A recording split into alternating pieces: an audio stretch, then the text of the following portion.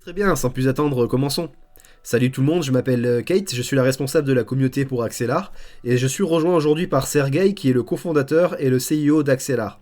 Nous sommes vraiment ravis de lancer notre première AMA, merci à tous ceux qui nous rejoignent en direct, et merci aussi aux membres de la communauté qui ont soumis leurs questions à travers nos réseaux sociaux, notamment sur Twitter, et sachez que pour ceux qui n'ont pas la possibilité d'être là en direct, nous publierons l'enregistrement de cette conférence.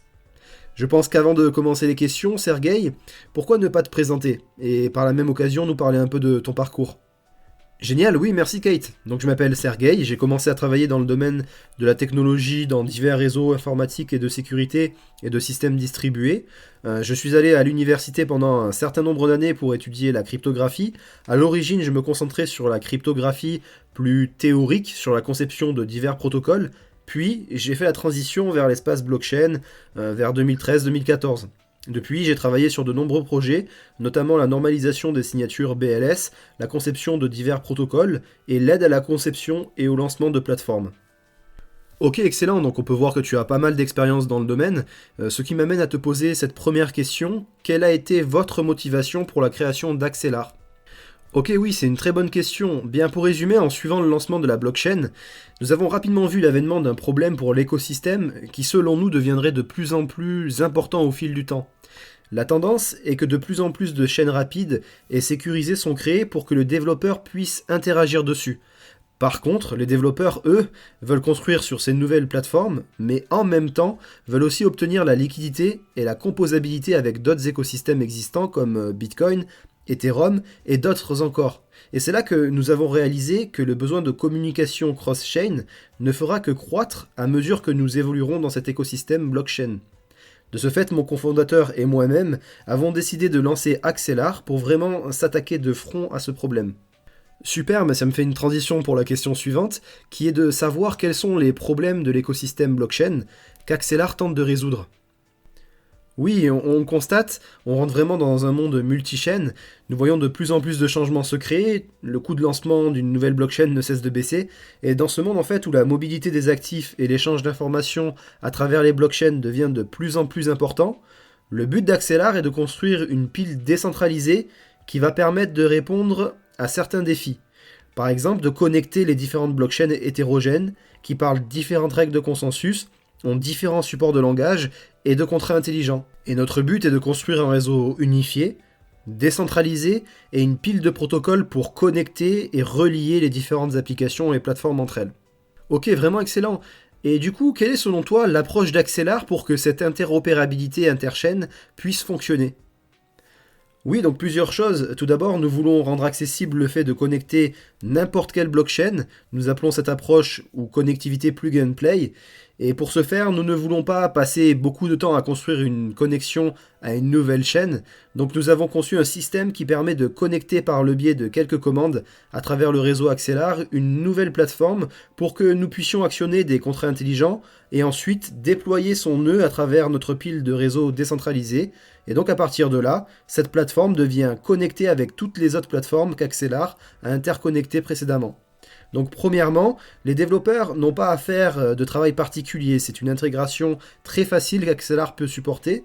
Et deuxièmement, les développeurs d'applications peuvent vraiment construire sur la plateforme qui correspond le mieux à leurs besoins et qui est optimisée pour les fonctionnalités qu'ils demandent, comme par exemple la rapidité du réseau ou la décentralisation et ainsi de suite, afin qu'ils puissent s'appuyer sur la meilleure plateforme pour leurs besoins, tout en tirant parti des protocoles d'Axelar et du réseau pour la composabilité interchaîne et le transfert d'actifs. Ok, parfait, donc en partant de ce que tu viens de nous dire, et c'est une question que nous recevons beaucoup à travers nos différents réseaux sociaux, qu'est-ce qui rend Axelar différent des autres solutions cross-chain qui existent actuellement sur le marché ? Oui, mais donc actuellement, l'essentiel est qu'il n'y a pas de véritable protocole décentralisé qui peut évoluer à travers des blockchains arbitraires. Donc les solutions existantes tombent dans une des deux catégories que je vais vous citer. Il y a tout d'abord les protocoles comme IBC par exemple dans l'écosystème Cosmos. C'est un protocole incroyable qui fonctionne très bien pour connecter des chaînes basées sur Tendermint. Et donc le protocole lui-même a certaines exigences et certaines contraintes. Et il vous permet de transférer des informations d'une chaîne Tendermint basée sur le Cosmos SDK à une autre. Mais ce protocole n'est pas vraiment adapté pour les blockchains existantes comme Bitcoin, Ethereum ou certaines plateformes plus récentes comme Avalanche et bien d'autres. Donc nous avons besoin de différentes solutions et nous avons besoin de différents protocoles pour ça.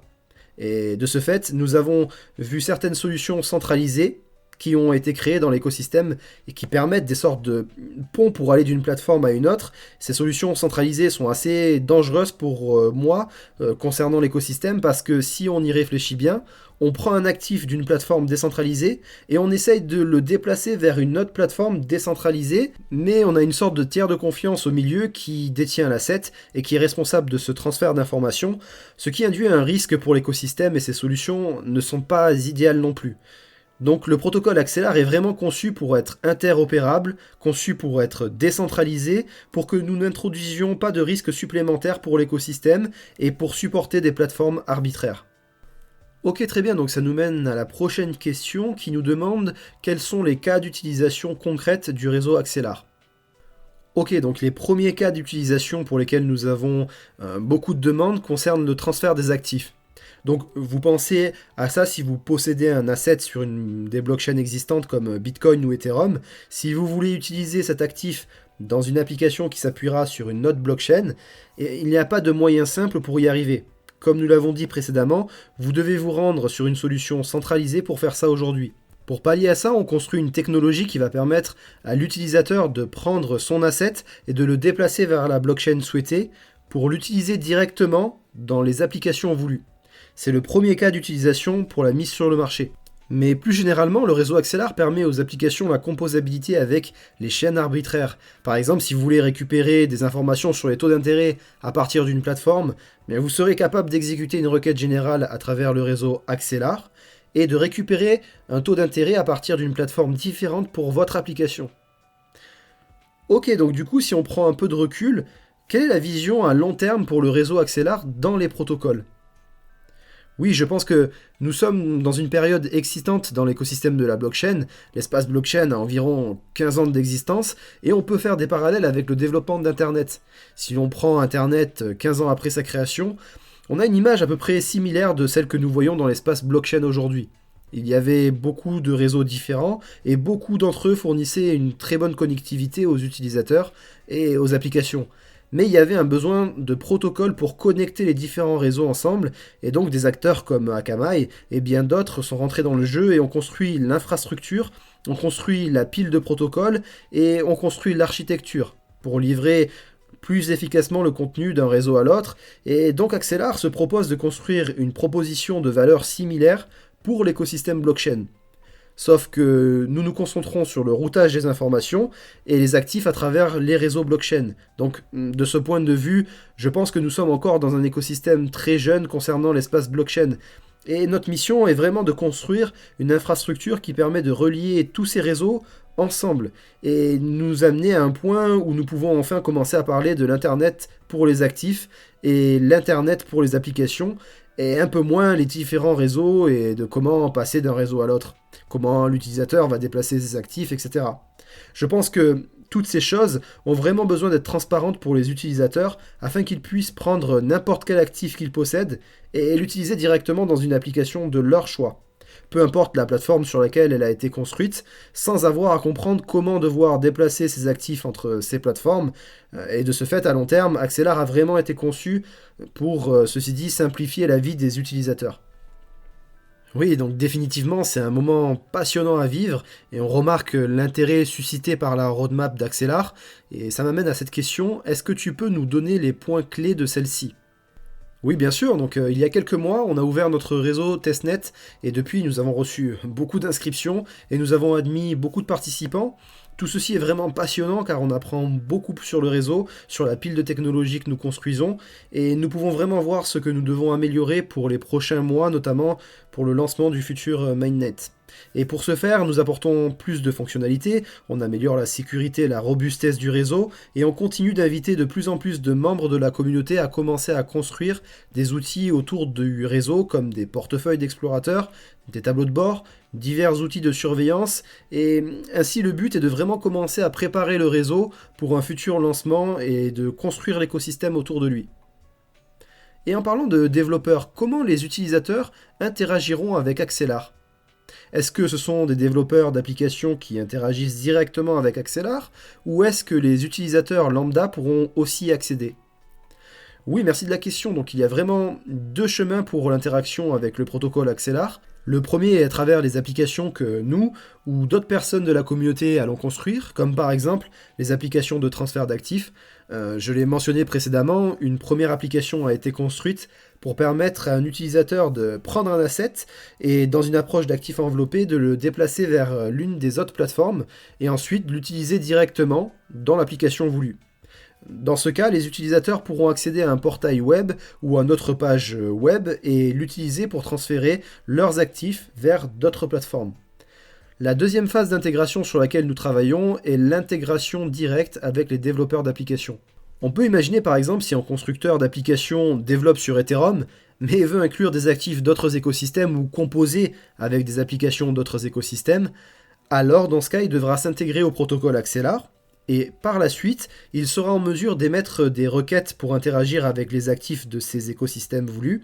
Donc on peut penser que les requêtes sont similaires car elles seraient exécutées au-dessus avec un asset ERC20. Mais elles ne le sont pas, elles n'ont pas besoin d'être natives de l'écosystème Ethereum car ces actifs peuvent provenir d'une des chaînes que nous supportons. Ok, donc en parlant de constructeurs d'applications, de développeurs, à quel point est-il facile pour un développeur d'intégrer Axelar dans ses propres produits ? Oui, donc pour les actifs encapsulés que nous apportons dans l'écosystème, c'est assez simple, c'est une sorte de standard. Disons que votre ERC20, si on parle d'Ethereum ou de l'un des autres formats blockchain, et les développeurs pourront simplement interagir avec lui comme ils le feraient avec n'importe quel autre actif construit sur cette plateforme. Et pour l'intégration directe que j'ai mentionnée, bien sûr, il y a un peu plus de travail à faire, donc les développeurs devront s'intégrer au protocole Axelar, mais ça leur donnera accès à toute la gamme des actifs et écosystèmes sous-jacents avec lesquels ils seront en mesure d'interagir et leur donner plus de liquidité et donc de composabilité. Ok, super, donc on a mentionné l'écosystème. Y a-t-il des projets de blockchain existants ou à venir que vous prévoyez d'intégrer à Axelar ?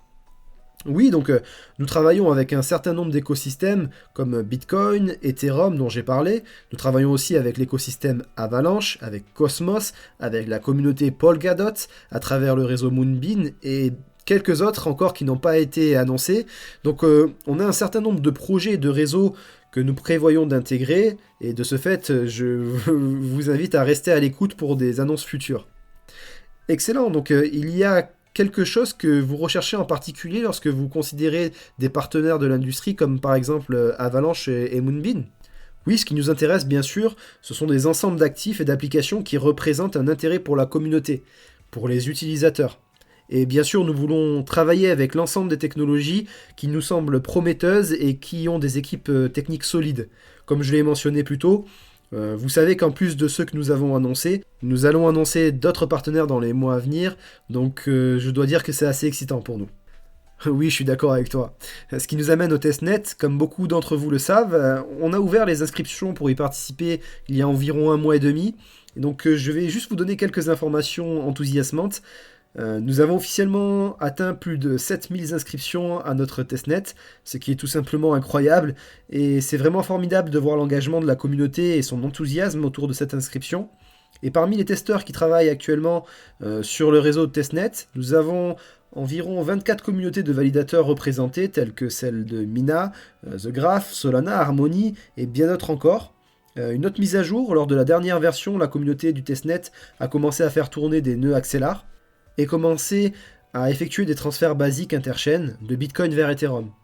Et lors de la prochaine version, nous aurons 3 exercices sur le réseau testnet, tous avec différents niveaux de difficulté. Voilà pour les nouveautés dont je voulais vous parler autour du testnet. Ok, donc justement, Sergei, quel est le statut actuel du testnet et quelles sont les prochaines étapes à venir ? Oui, donc nous avons activement mis en place le testnet depuis quelques mois et plus récemment nous l'avons arrêté pour préparer la prochaine version que vous avez mentionnée. Et la prochaine version est en fait assez excitante pour nous. On va inviter la communauté à tester un certain nombre de nouvelles fonctionnalités. Par exemple, les membres de la communauté pourront rejoindre le réseau en tant que validateurs afin de participer et valider des transferts interchaînes. Et deuxièmement, je pense que c'est une fonctionnalité très intéressante qui me passionne, c'est la possibilité de brancher une chaîne EDM arbitraire.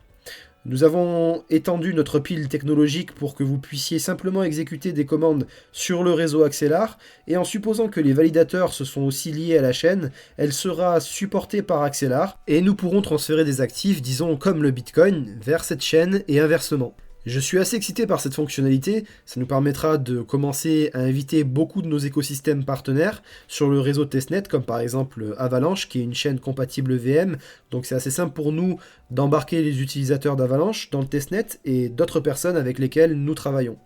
Je suis assez enthousiaste à propos de ça, je dois dire. Ok, c'est vraiment génial.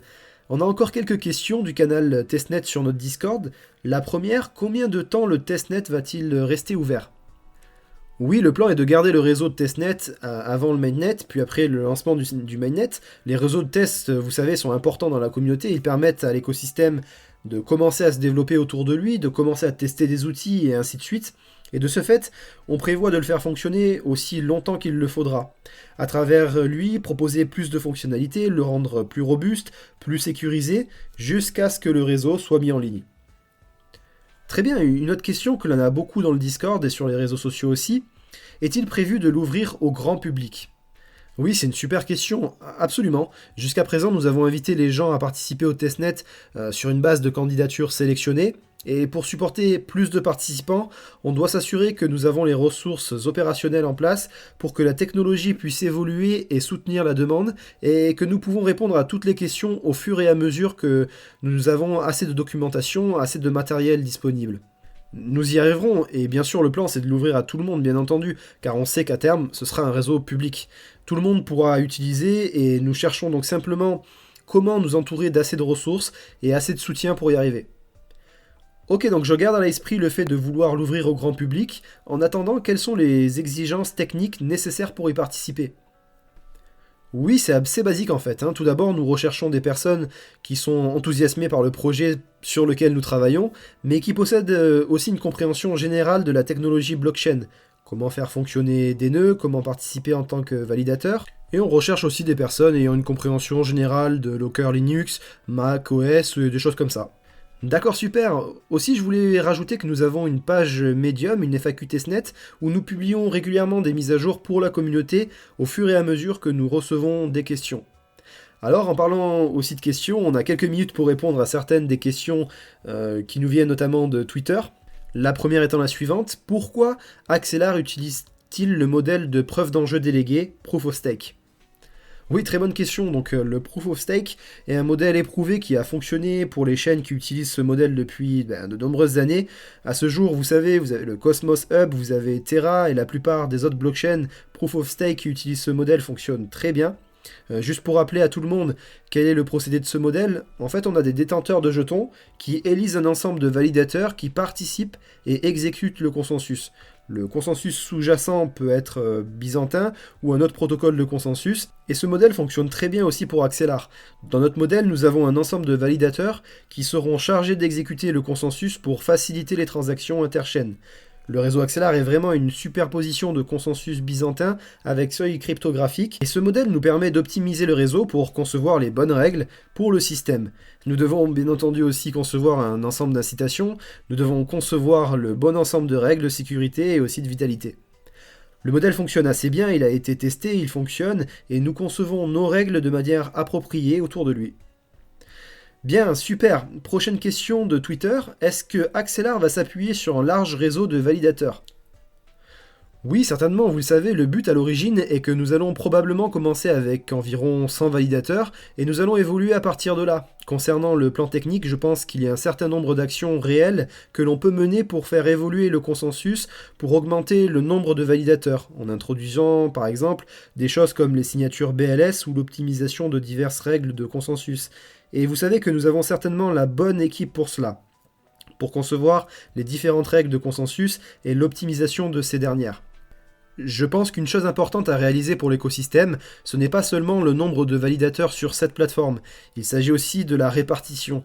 On veut s'assurer qu'aucun acteur ne peut vraiment contrôler les décisions qui sont prises sur le réseau en général. Et je pense que ce Point est un enjeu qui est vraiment stratégique de distribuer correctement la participation entre tous les validateurs du réseau. Et c'est pour cela que nous nous concentrons sur la construction d'un programme de testnet, pour développer un écosystème de partenaires qui feront aussi fonctionner des validateurs. Ok, super. Une autre question posée sur Twitter, et je sais que les projets ont des approches différentes concernant leur testnet, notamment sur les exercices qu'ils proposent. En découle donc cette question: quel est le niveau de technicité des exercices que propose le testnet Axelar?